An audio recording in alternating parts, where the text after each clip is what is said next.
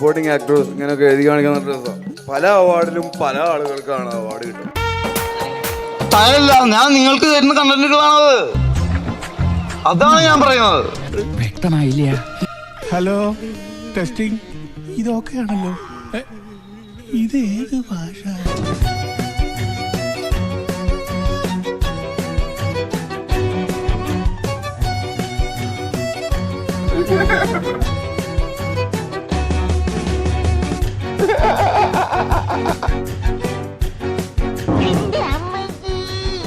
മോനെ, നാട്ടുകാർ നിനക്ക് ഭ്രാന്താന്ന് പറയും.